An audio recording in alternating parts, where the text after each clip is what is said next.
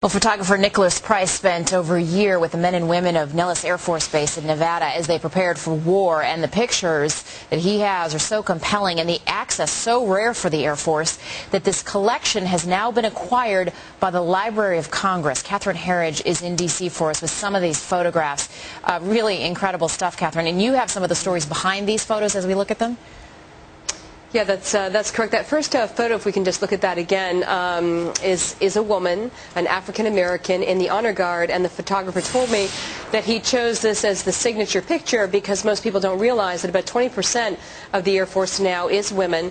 And he said that image of her cradling the flag, a very sort of protective, almost mothering image, taking care of the country in many respects, is one of the drivers behind why people join the Air Force now, and it's nice to reflect on that one day before the 9/11 anniversary, Jane. We're going to scroll through some of these photos that we have, and they're not all of people, right? Some of animals?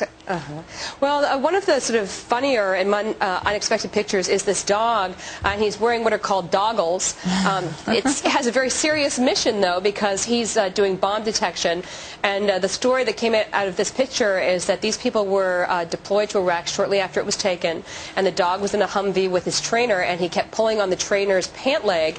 The trainer didn't really know what was going on, finally bent down to check what was up with the dog, and it was at that moment that there was a roadside bomb that exploded and shrapnel came up over the top of the Humvee.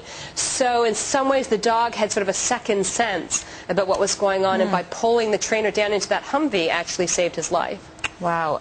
This photographer, as I mentioned, met a lot of people who were just about to be deployed. Is that right?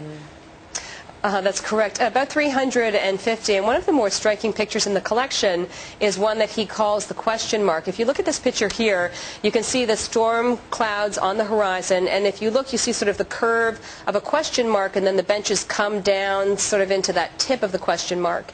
And he found this a very moving picture. They lined up spontaneously this way, and in just about a week's time after the picture was taken, they were deploying, and he said it was that sort of question and the unknown that they were facing, which has really been a constant for the military in the last 8 years. And Catherine, is there the Library of Congress website we could see these if we wanted to see more?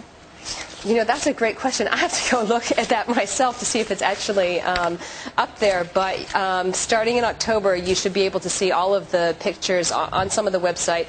But you can actually go in person, and you can request to see them. There are about 60 in total. And they're not just people, but it's some of the hardware, too, what the photographer called the Air Force on the ground. You know, not everyone is a pilot. The pilots get a lot of the recognition, but it takes dozens of people to get that plane up in the air. Boy, isn't that for sure. Catherine, with some pretty stunning stuff there. Catherine, thanks. Great pictures.